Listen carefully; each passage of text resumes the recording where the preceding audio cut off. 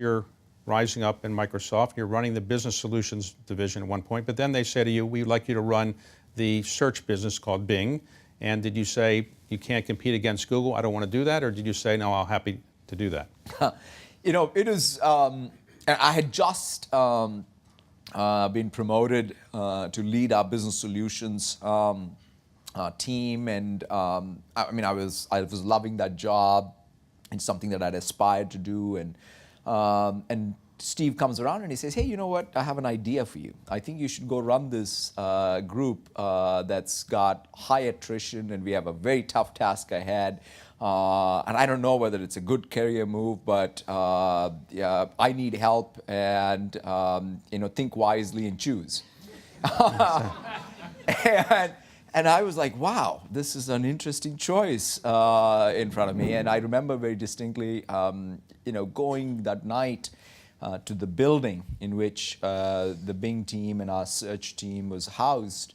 And it was, what, maybe 9 o'clock or so, and the parking lot was full, people were in. And I said, wow, what's the deal here? I mean, these people are like working and inspired, and so I said, well, I got to join this team. I got to, like, the fight that they showed caused me to not take the easy path and get in. Okay. Well, did Steve say, if you do this well, we'll be happy. If you don't do it well, you might not get another job? That's correct. And that was, you know, Steve was, one of the things that is amazing of both Bill and Steve is their candor. It's not like they sugarcoat anything.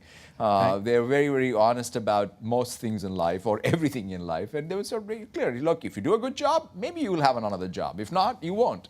So you did a pretty good job, and then they came along and asked you to run another business which was not that competitive at the time, and that was your cloud computing business.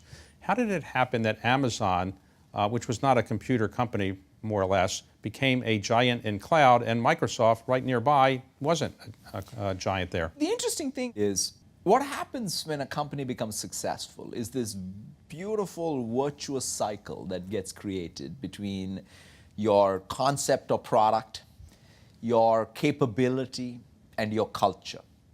Right, you really have all these three things fall into gear, and they're working super well. But then what happens is the concept that made you successful runs out of gas. It's not growing anymore. You now need new capability. And in order to have that new capability, you need a culture that allows you to grow that new capability, right? Our server business was growing strong double digits. It was a high margin business.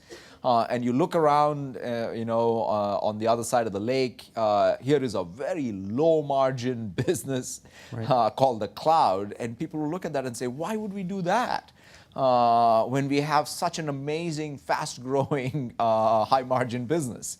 And that, I think, is the challenge. And so to be able to see these secular trends long before they become conventional wisdom, change your business model, change your technology, and change the product is the challenge of business.